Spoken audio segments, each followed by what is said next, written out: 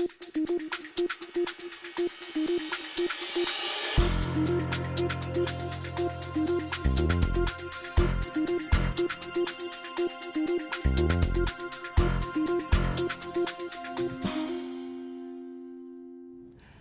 to Praxis. I'm Bronwyn Adcock. I'd like to welcome our audience here in Sydney, those watching on APAC online and listening in on radio, and of course those watching in Honiara, Dili and Port Moresby. Today we're discussing poverty and hardship in the Pacific. While there's no doubt that many Pacific Island countries are home to the tropical paradises of popular imagination, new evidence suggests there is another harsher side to life in the Pacific. The evidence tells us that while severe poverty is rare, over 20% of Pacific Islanders are living in hardship, unable to meet their basic needs. In Papua New Guinea, the figure is as high as 40%. Inequality is also on the rise, with figures in several Pacific Island countries comparable to East Asia. The rising urbanisation of populations is creating challenges as well as opportunities. The growth in the cash economy is impacting how people live. The more they coalesce in urban centres, the less they can rely on the traditional networks that have sustained them in the past. So what does the latest data tell us about the face of poverty in the Pacific and the changing nature of that risk? And most importantly, what role are traditional systems playing, and what more can governments, communities and development organisations do in protecting people from hardship? I'll turn now to our panellists. Joining us today, we have Truman Packard, lead economist at the Human Development Sector at the World Bank. Rex Horoi, Executive Director for the Foundation of the Peoples of the South Pacific International. And David Abbott, an Economic Development Specialist. Thank you for joining us, everyone. Truman Packard, if I can start with you. The World Bank is talking about ending extreme poverty by 2030. Mm-hmm. What does this mean, and is this the sort of poverty that we're seeing and talking about in the Pacific? It's important, this discussion right now. Two things are going to be happening next week in the Pacific. We are launching the World Bank's flagship World Development Report 2014 on risk and opportunity, as well as a companion piece that we've prepared on the Pacific, hardship and vulnerability. And your question is a timely one in that regard, because in the Pacific we see very, very low rates of extreme food poverty. That's a rarity, but there are surprisingly high rates of basic poverty, basic needs deprivation and hardship. The World Bank's goal of ending extreme poverty is more geared toward the $1.25 a day levels of poverty, the extreme poverty, food poverty, which is already so rare in the Pacific. However, the Pacific, as both of these reports underlie, is a very risky place. So whereas the rates of poverty are low, the rates of vulnerability to hardship are quite high, and those are vulnerability to big systemic shocks like typhoons and hurricanes, but also vulnerability to things like unwanted pregnancies or earlier than desired pregnancies, and other sorts of hardships and vulnerabilities that are very specific to each family's circumstance. So in the bank, with those goals of reducing extreme poverty, we are trying to look not only at people who are living in chronic conditions of hardship, but most importantly, people who are very vulnerable to be plunged into poverty due to these shocks, systemic or particular to the family. Mm. Rex Horoi, can I ask you to paint a picture for me? How is poverty and hardship understood in the Pacific and by Pacific Islanders, and what does it look like? That's a key question to all of us in the islands and in the audience here. The way we define poverty, I think the key question to me, as far as the definition or how we create a understanding behind poverty, I think is access to services or poverty access. You have Medicare issues, you have educational services, you have food, the water source, and all of that contribute to hardship in the rural, upland, and isolated Pacific. For example, in Kiribati, in the southern islands of Kiribati, in Horoi and Beru, their issues, the hardship that they face may be different from the hardship that is faced by the population in Tarawa, for example. Similarly, in Solomon Islands, in Honiara, where our audience is there as well, the problems in Honiara in terms of hardship related to urbanization and township living lifestyle and all of that may be quite different from the village lifestyle in, say, the eastern part of Makira, the western part of the Solomons, on the west coast of Guadalcanal. So all those hardship issues that people face, in particular women and children and young people and those living with disability, those are key vulnerable groups that face hardships in the rural, isolated, upland, remote Pacific.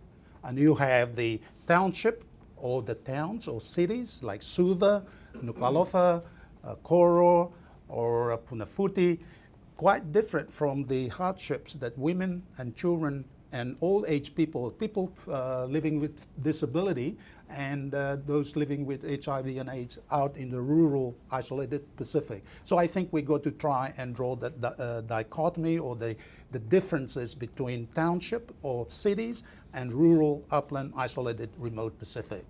Mm-hmm.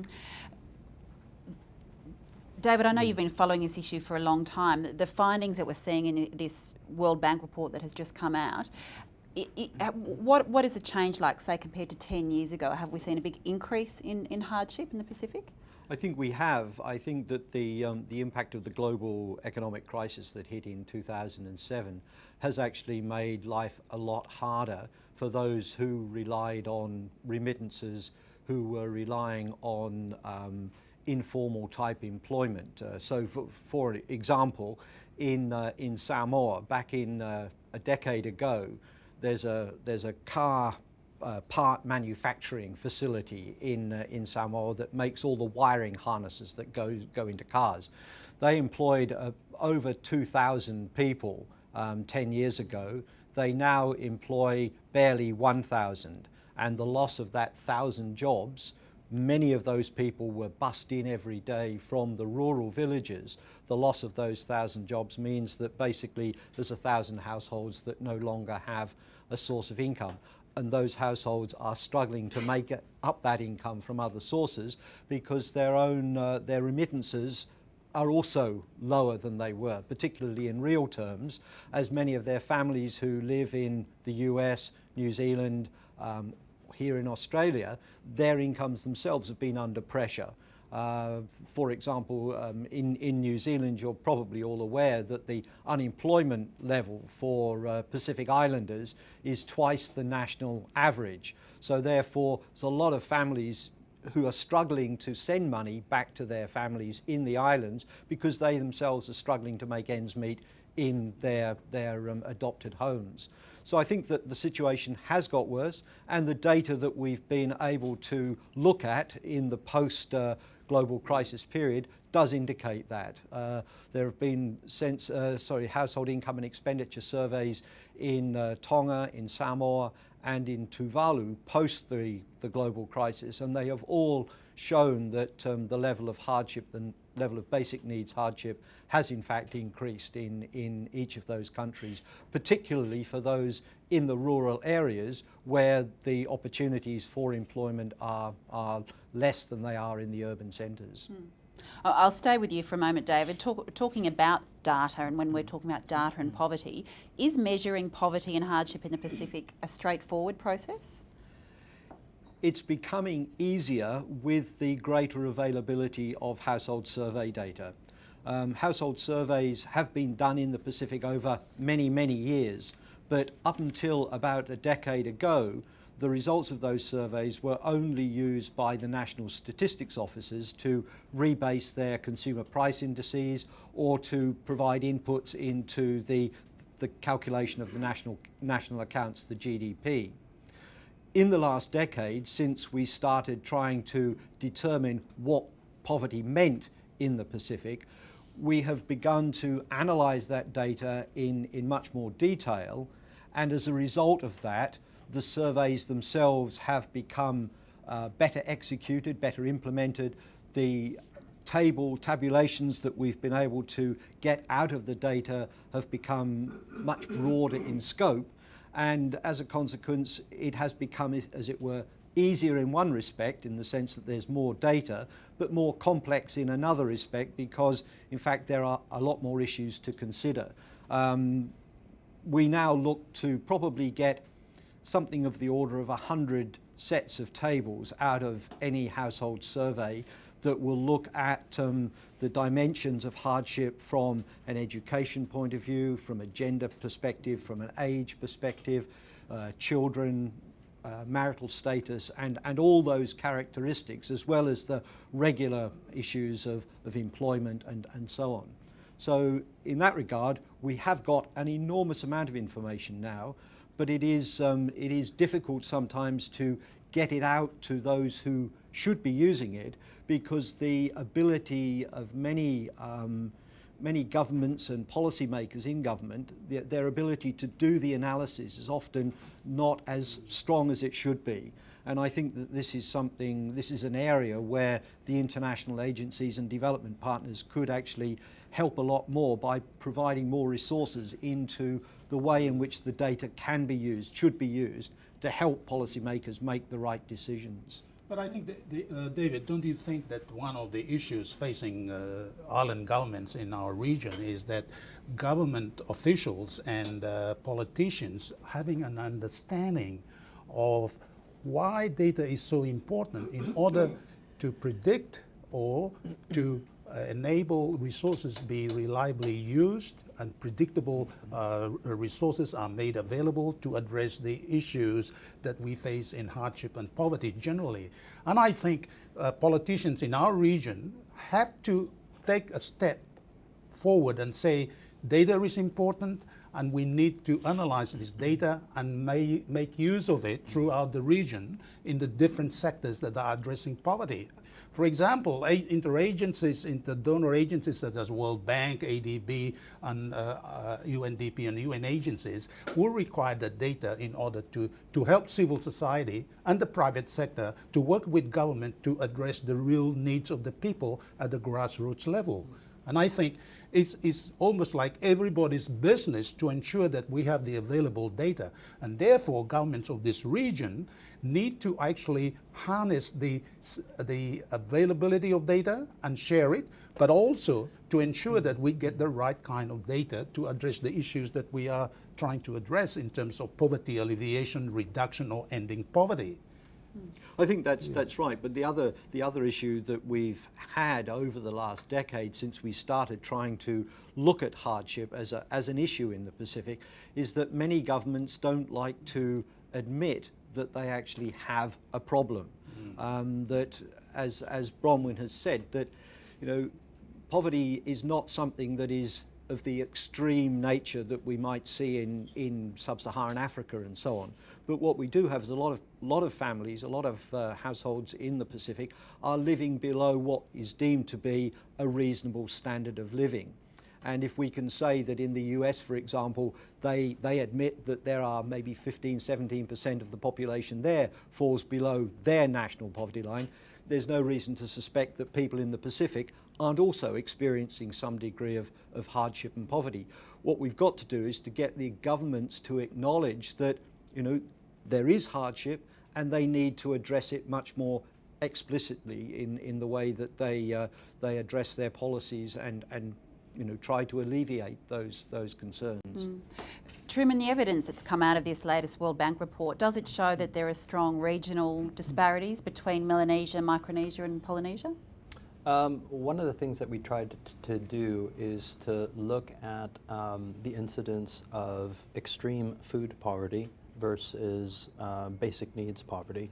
And the extreme food poverty variety of the sort that is more commonly encountered in sub-Saharan African countries seems to be isolated in the Melanesian countries. It's nowhere near as extreme as in African countries. However, if we are doing comparisons within the Pacific Island countries, extreme food poverty seems to be a concern mainly in Melanesia. That said, in some of the better off on average countries of Polynesia, their basic needs are also greater. So because they are wealthier, because they have slightly more monetized economies, where they draw their basic needs poverty line is higher, and therefore a greater share of the population is actually, by their standards, experiencing hardship. And I think that one of the benefits of this report, which follows on a lot of work that David did many years ago, is to put all in one place a discussion of these different concepts. You know, we have food poverty, which is all about not getting a sufficient number of calories. Then we have basic needs, which is about not getting the appropriate levels of health care, not having enough money to pay for school tuitions. And then you have hardship, and then hardship of access, which is one that we've talked about before, Rex, where access to services is a measure of the hardship that a family is experiencing. And the one that these two reports that are being launched next week from SUVA really focuses on, which is risk, vulnerability. Yes, the people who are in a condition of chronic poverty or hardship, wherever you may draw that particular line, they're there chronically, but then that set that's just above where those lines, of which in the Pacific, that population is quite large, up to 20% of people in the Pacific sort of living right at the edge, very, very vulnerable to these shocks, systemic shocks, like a hurricane, or idiosyncratic shocks like the loss of a job, or the disability of the breadwinner in the family, the unanticipated pregnancy that incurs all sorts of new costs for the family.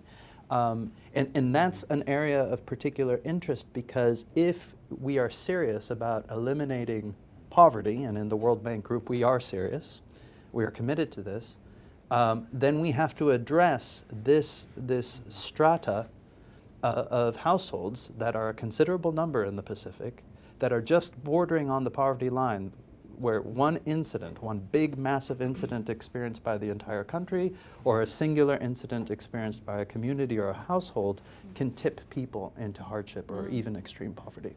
What do you see as the most pressing risks on the horizon now for Pacific Island countries?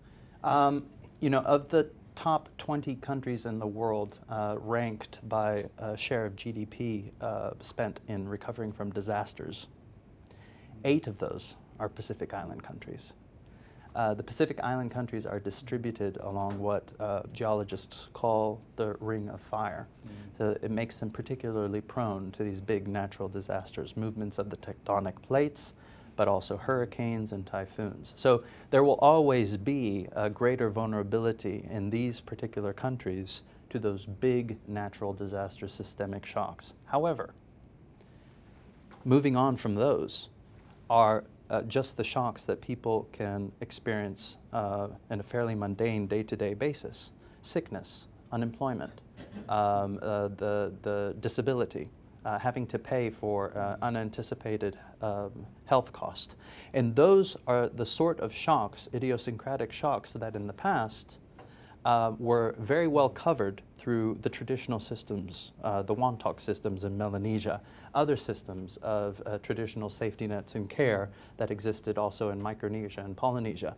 Those systems have been very effective in the past at protecting households from plunges into hardship and poverty. However, monetization, urbanization, migration itself have put those systems under strain.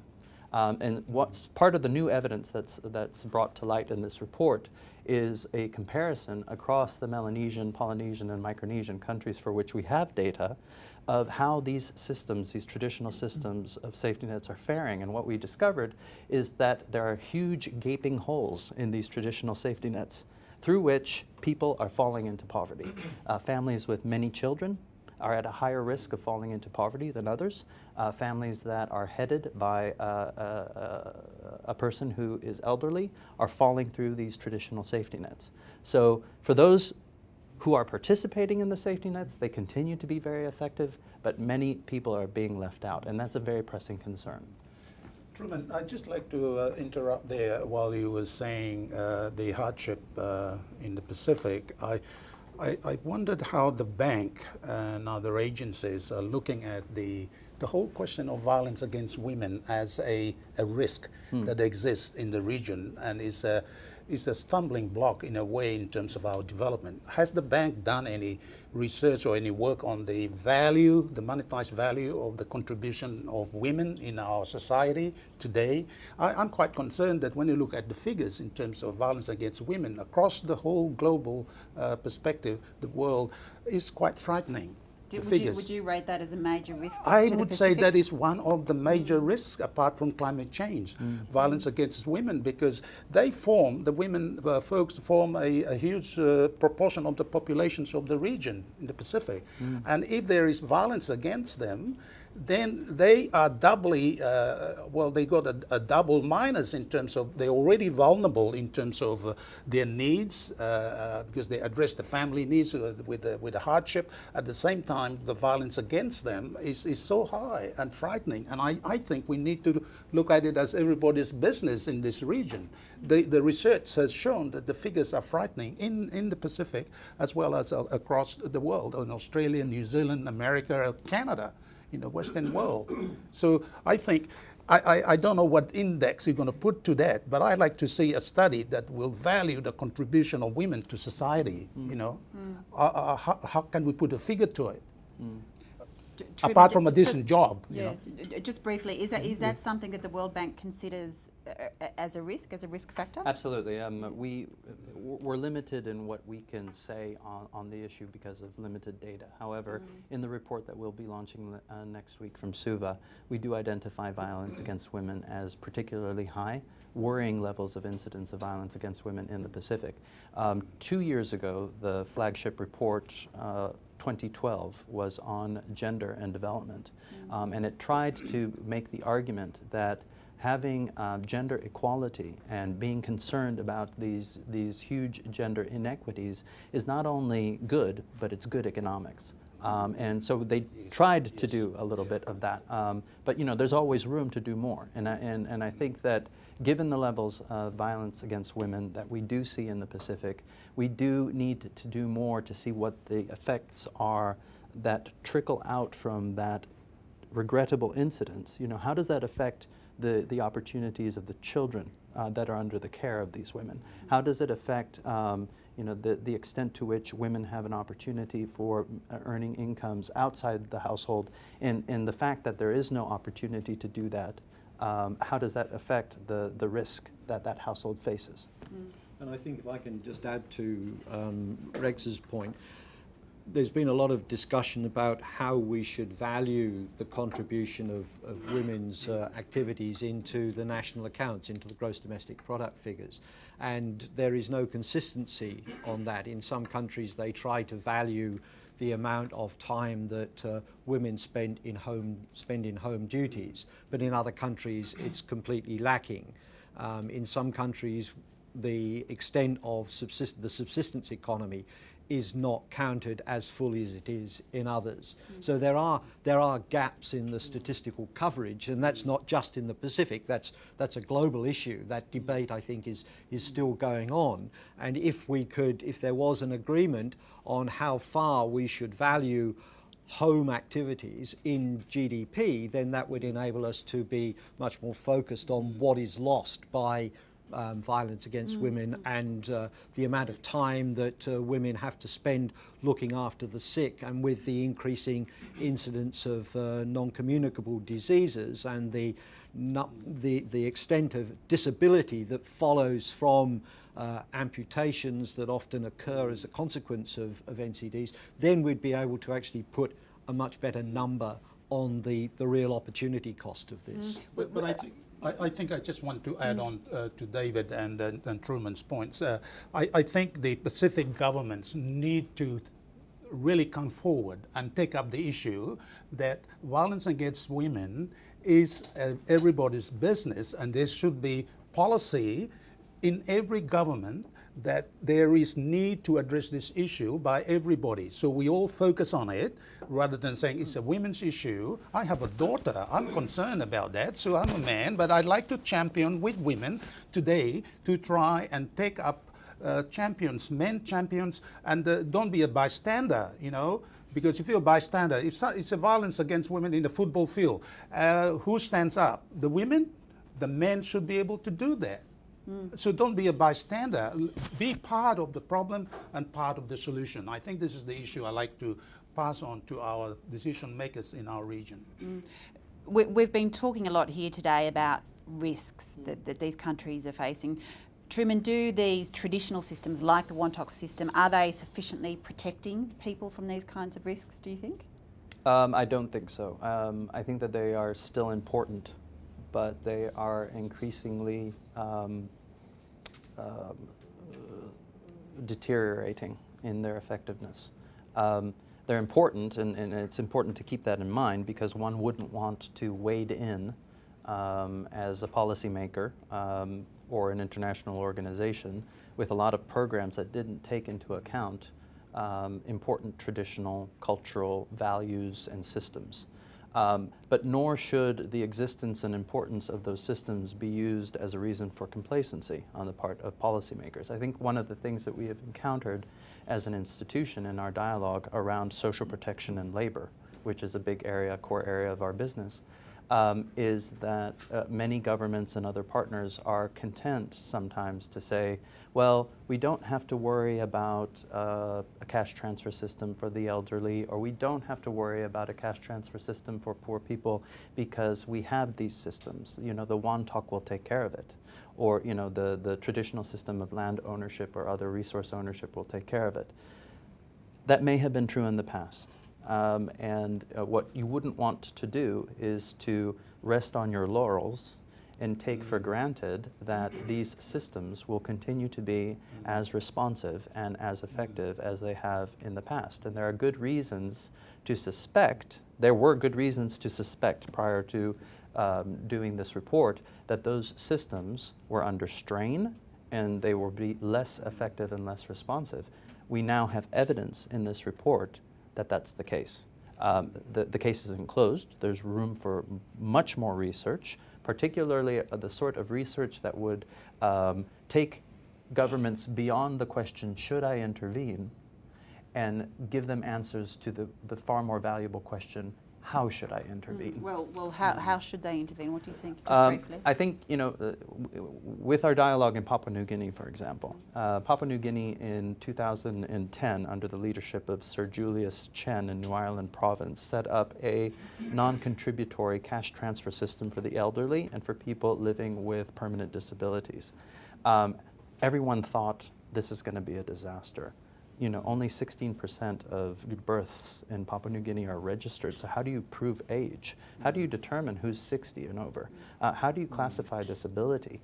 But through trial and error, New Ireland Province has put this system in place, warts and all, and it's making a material difference to the well-being of households. You know, grandma receives the benefit, and because grandma receives the benefit, she has the cash with which to purchase the school uniform, or she has, the household has the cash with which to afford, you know, the monthly trip for basic checkups, whatever it may be. By loosening those cash constraints on a household's innate demand for self-improvement, for services, you can achieve quite a lot. So on the basis of that very successful example, the government of Papua New Guinea has committed to implement a national-wide program that's similar in terms of its target group. And we have great hopes for that program, because other than Fiji, which is the only other country in the Pacific that has a targeted social protection program, this holds great promise for teaching and learning how governments can intervene in a way that's appropriate culturally. David, what do you think? Is that enough? Well, I don't think it's enough, but I think that it's certainly something which is now being taken up by an increasing number of Pacific Island governments. Tonga, Samoa, Kiribati, and I think Tuvalu even are looking at having a program that will make a small cash payment to those who are over a certain age as an old age pension, if you want to call it that. But I think that the whole system, the traditional system of social protection, is breaking down because of the monetization in the economies, and also because of the increased migration. More people are moving away from their home islands. So, for example, populations on the outer islands in Kiribati and in Tuvalu are static, and in some cases are declining. Young people are moving away, the dependency ratios are rising in those outer island areas, and that makes it much more difficult for the traditional social protection systems to work. And in some ways one could argue that government's fiscal policies are also adding to the problem, in the sense that there's a great demand for user pays. You know, if there's a service that's government's providing, the user should pay for that service. Well, that means that someone in the outer island who needs to register a birth might have to find some cash to actually register the birth that's come along, and that's an issue. And whilst we do have a number of schemes where at the school level, at the primary school level, with donor support, primary school fees have been abolished. But what we've seen happening is that whilst the fees have been abolished, the schools themselves have then said, right, well, this is an opportunity for us to increase the library costs, or the fees for teachers' lunches, or the fees for maintenance programs. So in fact, whilst one aspect of a household's cash bill may have disappeared, others have been put in its place. So in fact, the household is really, at the end of the day, not much better off, and not having to pay the school fees, because there are other things for which they're being asked for cash. And the system just doesn't work when you've got this constant demand for cash all the time. And it would be very, very easy to simply say to governments, you need to be doing more, you need to be doing more, expanding and expanding, as if there weren't a fiscal constraint, as if there weren't a budget constraint. Yes, these countries are going to be dependent on foreign sources of aid for a very long time. However, they still require to make choices, you know, not just spending more, but spending what you're spending in a smarter way. So many of the countries in the Pacific Islands are trying to help households manage risk using very, very blunt instruments. Using instruments like price controls or production subsidies. The most famous example is the copra subsidy in Kiribati, with the intent of helping households who need an extra income in times of shocks. They've put in place this system that is causing a huge hemorrhage on the government finances, when you could replace and do so much more with that same money in a smarter way through these more targeted, more purpose-specific programs that wouldn't have such a huge distortionary effect on the economy as a whole and not be such a resource drain. So it's not just about doing more, it's about doing smarter things than you're doing now. And I think, Truman and David, I'd like to point out one thing. I think one of the, in moving forward, Bronwyn, in terms of solutions, how can we find a long-term solution to this poverty, hardship, and difficulty in the rural and in the urban areas as we face the 21st, 22nd century? It is the way we are educated in the Pacific that I think is faulty, the faulty architecture in the way we are educated at school. When I grew up at school, I used to paddle to school. I wasn't taught how to utilize my environment. I would paddle to school, and during my way to school, I would catch fish. At 7.5 years old, I would paddle for 2.5 miles, 4 or 5 kilometers. And I will arrive at the school and negotiate who would cook my lunch.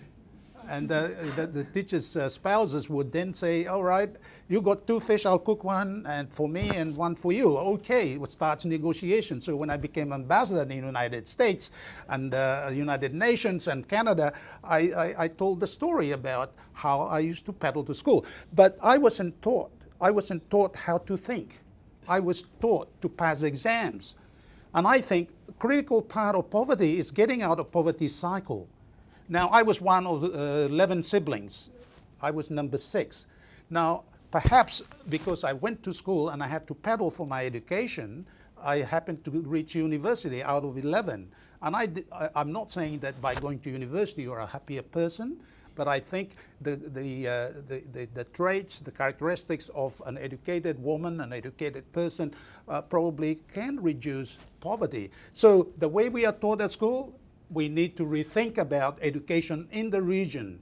How we need to learn how to think at universities, at primary schools, at secondary school and universities. Rather than just passing exams, we must be problem solvers. We must solve problems, critical thinkers.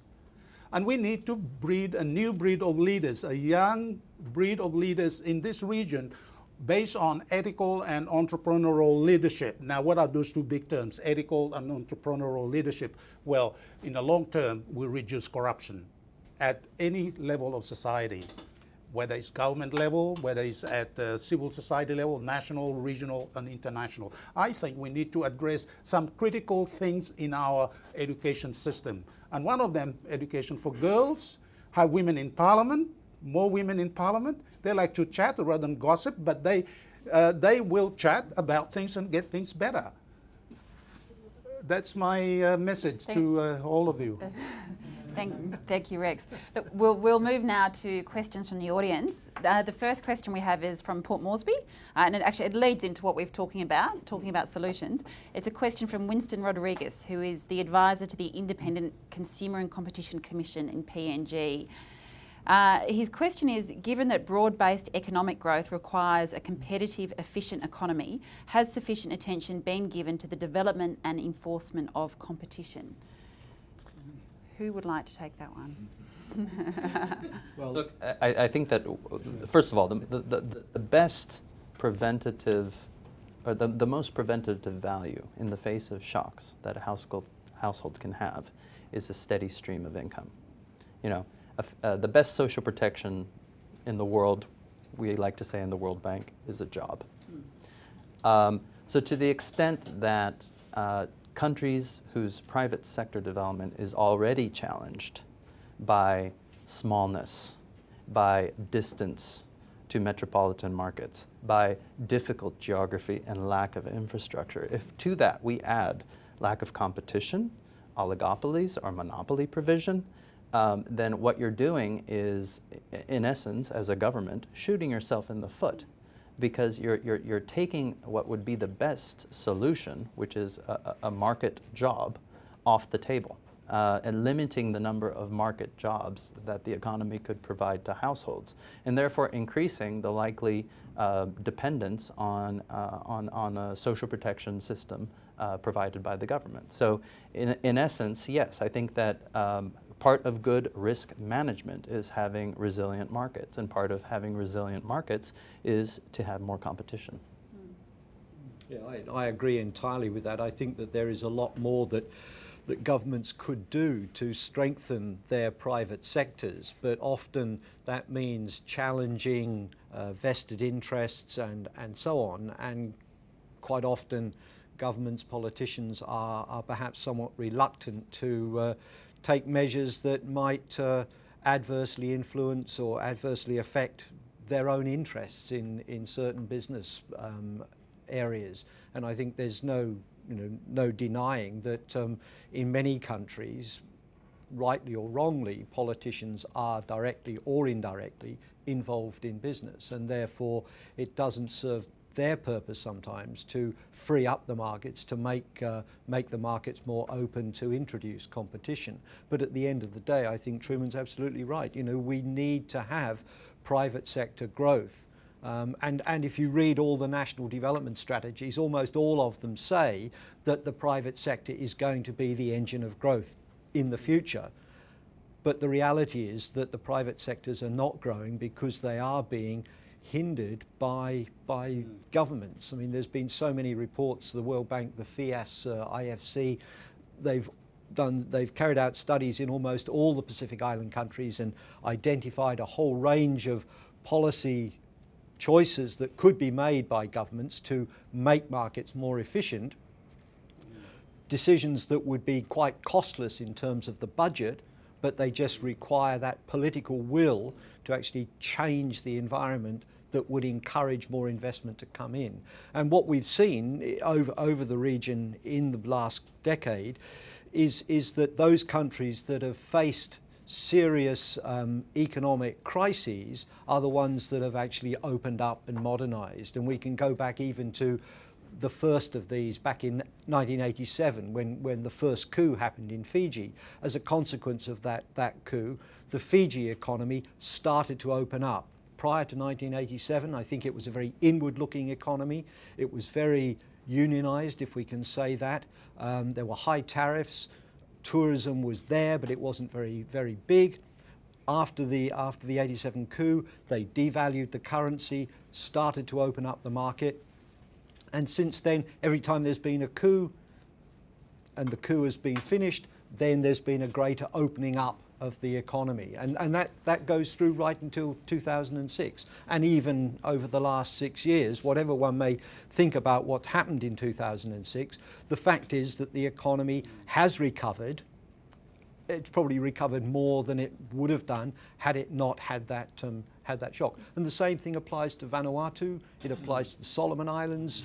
It applied to Samoa even back in the 1990s when they had the two cyclones, Offa and Val, in 1990 and 1991, followed by the taro leaf blight that destroyed their agriculture. And then there was a financial crisis with the airline.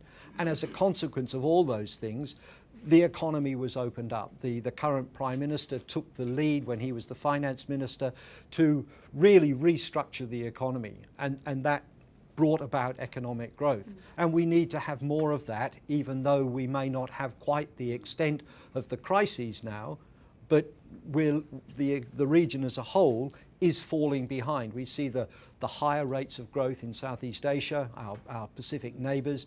The Pacific Islands, particularly those that are relatively resource poor, have all had very low rates of growth. And they have all been impacted, as I said before, by the crisis. If we don't do something, we're simply going to slip further behind and hardship is going to increase. And just to point out there, Bronwyn, after David and Truman on this point, Solomon's has been mentioned, and I think Solomon Islands is one country where we need more competition. Where I come from, Solomon's, the most expensive component in the life in the Solomons is internet. You call Solomon's, it's about $10 per minute. If you go on the internet, you get cut off before you even start. So I think there's monopoly there, and we need some more competition. Winners never quit, quitters never win, as the old saying says. So we need to have more competition. So I agree with my two colleagues here. Competition, healthy competition is good, and we need to share resources. We need to empower women and empower the girls to go to school, and we need critical thinkers in this region. We need leaders that are entrepreneurial, and we need leaders that are ethical in order to make sure that distribution and allocation of resources is done fairly amongst all.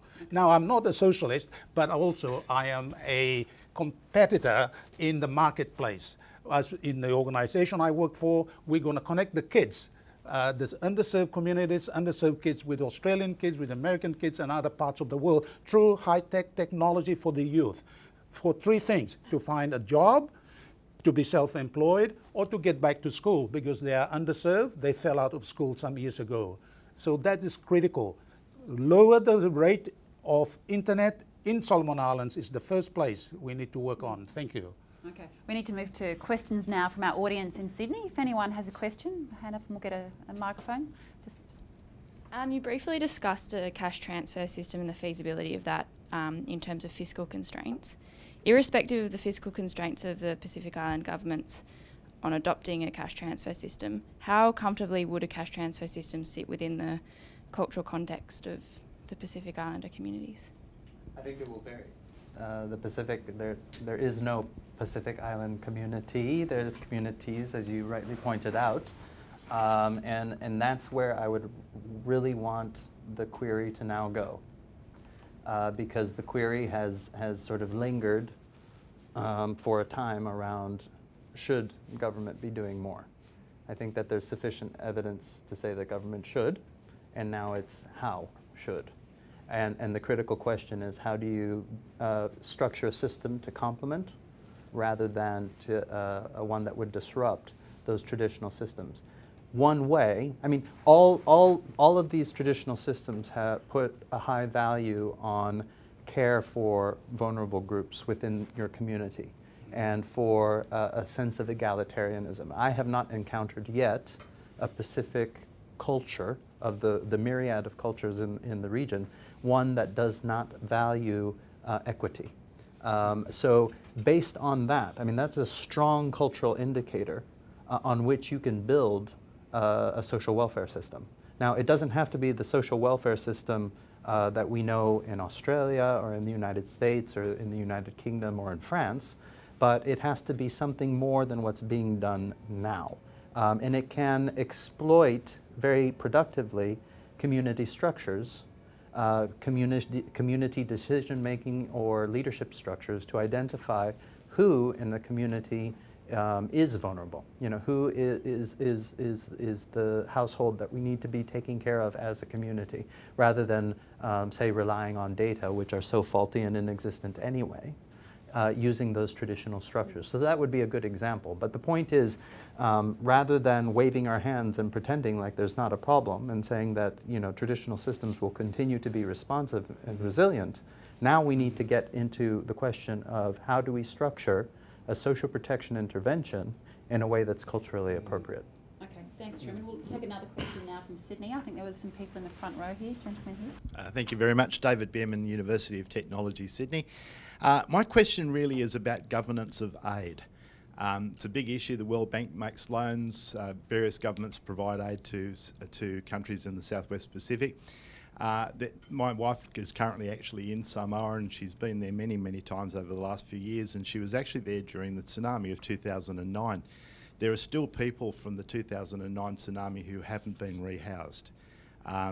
And yet there was a lot of aid that actually came into Samoa at that particular time.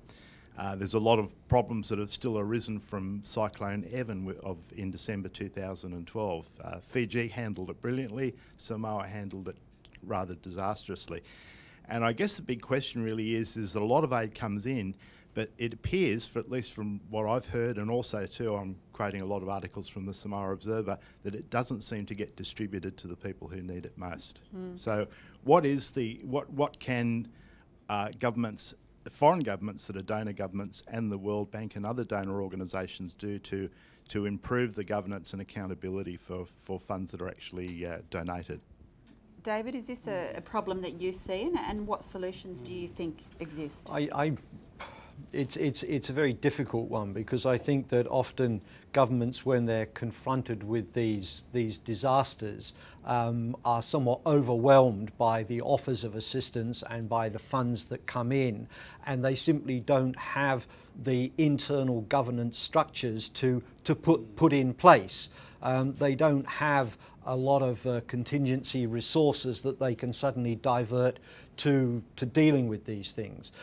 I actually think that more use could be made of NGOs actually who are on the ground, that governments could be more engaging with the NGOs to actually implement some of these activities, rather than leaving it to the governments themselves to do everything. And you know, there are questions about where has the money gone, has it gone to the right place, has it been fungible in sense of being used elsewhere in the budgets. Well, you know, those questions are always there, and it would be for the auditors perhaps to spot those things, but I think more could be done for the NGOs, and I think that, you know, there has to be a greater awareness perhaps that it is very difficult when you're faced with such a major catastrophe. How do you deal with it? How do you actually deliver it on the ground? We have an important message from the Pacific Hardship and Vulnerability Report that punctuates what David has said. Don't wait until the catastrophe strikes. That's an important message.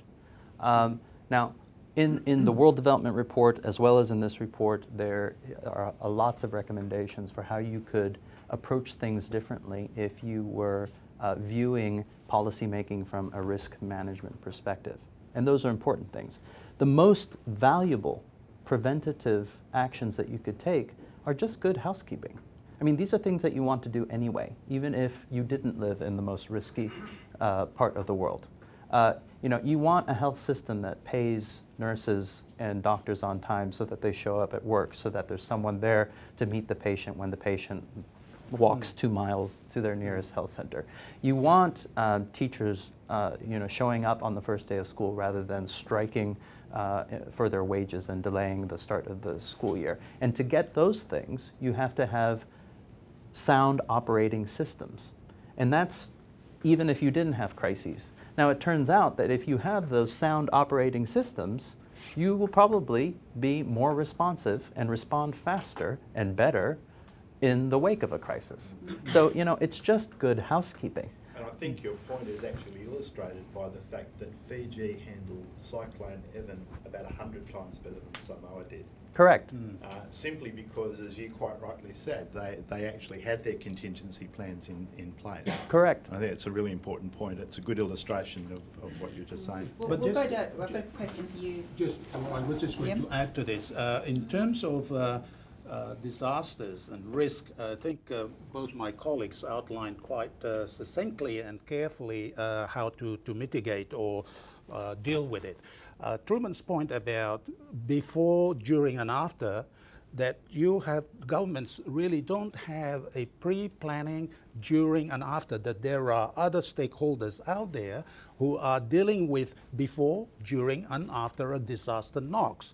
And the civil society organizations have that role and capacity to deliver. So I guess the issue is governments should have a machinery that will adopt a working mechanism that harnesses the capacity of the private sector, the civil society sector, and the government sector. And I think this is what is absent. It's absent at the moment in the NDMOs, National Disaster Management offices of all governments throughout the region. They only have 1 or 2 offices there, so there should be planning ahead to risk or to mitigate, to deal with a disaster before, during, and after. Those 3 areas are fundamental. Sorry, Prophet. That's all right. Moving on to a different topic. It's a question for you, Rex, from Honiara.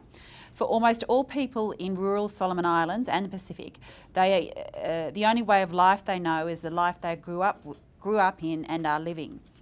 There's nothing to help them aspire to a better way of life apart from education. Is there a most effective way of making people want the change that might lift them out of poverty? Yes, more women in education, more girls in education. You will change household rules, and therefore change can be brought about by those who deal with the real issues at home, at the national level, and abroad. I think the center of the gravity of issues, or the main issue about poverty and getting out of it, is first educate the person who is dealing with kids at home, who is at home at the moment, and how do we make that change come about? So the change has to come through living it and then acting on it, but it is a job for everybody in the country. So in the Solomon Islands, those of you who are listening in from the Solomons, we need to work together with civil society, with government and the private sector to build a smart partnership to address hardship and poverty in our region or in our country. We can transform Solomon Islands if we grow new and ethical and entrepreneurial leaders in the Solomons to transform Solomons and transform the region. We need good quality leaders, and some of them come from the women's sector, and many of them will come from girls' sector of education. We need to educate girls in the Solomon Islands. We need to educate boys as well together. But the household is where the change must come. And women are in charge, and we need to support them and try and deal with it at home, national level, regionally and internationally. Okay. We'll take another question now from our audience in Sydney. Kirk Huffman, I'm an anthropologist, honorary position at the Vanuatu Culture Centre and the Museum in Tahiti and the Australian Museum in the University of Nantes in France. It's a question for Truman, and then Rex and David can maybe sling in. With the report that's just come out, there's 118 pages. The word culture is not used a single time in the report. And as we all know, if you're from the Pacific, culture is the most important thing. And just in Melanesia alone, that's a quarter of all the languages and cultures on the face of the earth. So I would suggest World Bank get its act together on culture, respect for culture. But it's covered under traditional systems a little bit. But as if you've also said that maybe the biggest dangers to the traditional safety nets are monetization, urbanization, and things like that. Those can be looked upon as risks and threats. So in a way, why aren't people thinking about the promotion and support for the traditional systems to minimize the risks and threats from monetization and urbanization? Okay. That's for Truman, and then Rex and David can swing in. Risk is a double-edged concept. One edge is loss, vulnerability to loss. The other edge is access to opportunity. Almost any opportunity for growth, development, improvement of well-being of a household involves taking risk. So the way to manage risk is not to eliminate it. The way to manage risk is to give households instruments with which they can better cope. And this goes to the point of urbanization and monetization and openness. You know, because of the greater volatility that's caused by the openness of Pacific economies, we could not conclude that therefore we need to close Pacific economies. That would put the Pacific Islands on a course to even lower growth and even greater rates of poverty and lower rates of prosperity. Because there are risks that are entailed in urbanization, the conclusion isn't stop urbanization. The conclusion is make urbanization work better for people. So I think that, you know, because risks exist, the policy response isn't let's eliminate risk from the world. A non-risky world is a non-changing world. A non-changing world is a world in which everyone sort of stays the same, where no one grows, where prosperity doesn't become something that a greater share of the population can look forward to. So the response to risk is is to create greater numbers of instruments with which people can better manage those risks and turn those risks into actual economic opportunities. Many of those instruments will be cultural. You know, we may not have used the word culture. I don't know if it's quite true what you said about it not being there. But if it's not there, it's not because we're not taking into account. The very fact that we are acknowledging the Wantok systems, the very fact that we are advocating a sensitivity to those systems is an implicit account of culture. And no one is advocating to forget those systems. What we are advocating is for people to stop using those systems as an excuse to do nothing. To add on to Truman, I think it's good we have a point about culture, and that is quite a critical component. United Nations has just released a report where culture should be a component of development. Of course, there is ownership, that people should own development in order to sustain it. And therefore, the cultural component of our education system is what I was referring to in terms of let us rethink the way we do things in the classroom to be problem solvers. And I think there's a place for culture, and very much so in the Pacific, where we have the Polynesian group, subgroup, we have the Melanesian subgroup, and we have the Micronesian subgroup. Under those subgroups, there is, for example, in Melanesia alone, 1/3 of the world's languages is in Melanesia, in the Pacific. Do you know that? I'm a trained linguist, so I do know that's a fact. So I think culture is important, and we need to take into consideration in terms of how do we transform from rural setting to the urban setting. As Truman rightly said and pointed out quite well, that we cannot stop urbanization. It's a process that is taking its toll and is coming through. What we can do is to manage risks, and one of the risks is the transformation from rural setting to the urban setting, where urban setting characteristics are different in terms of how you behave. You got to have a paid job in order to pay your rents, telephone, and the bills and all of that. In the village, you may not have $1 on you, But in the Pacific context, you can still survive, you can still live. For example, 2008 global crisis, financial crisis, the impact in Melanesia was not so much as the impact it has in Polynesia and Micronesia, because they are more urbanized than Melanesia. And those cultural norms came into effect to mitigate or to deal with the pressures, the shocks that Truman pointed out in these books. Rick, I'll have to jump in there, Rex. We have time for one more question, unfortunately. It's from Dilly. I think we can go very quickly to all of you. I think I can give you one sentence each. It's, we've all mentioned lots of steps to lift people out of hardship. If you were the government in a Pacific Island country, what would be your first step? I'll start with you, Truman, and we'll work our way around very briefly. Strengthen systems, particularly public financial management systems. A government that has strong public financial management systems will be far more resilient and responsive to disasters and risk. Rex, very briefly. Invest in women leadership and invest in creating a new or establishing a new breed of entrepreneurial and ethical leaders in the Pacific. Okay. Do both of those and open up the economy to make the economies more investment friendly, entrepreneur friendly, so that we can actually generate broad-based, inclusive economic growth. Thank you. And that brings us to the end of our discussion today. Can we please thank our panellists, Rex Horoi, David Abbott and Truman Packard.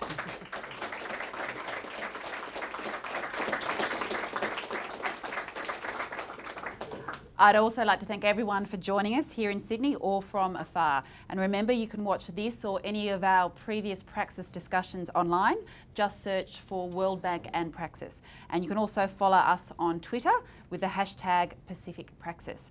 Until next time, I'm Bronwyn Adcock. Thanks for joining us. Bye for now.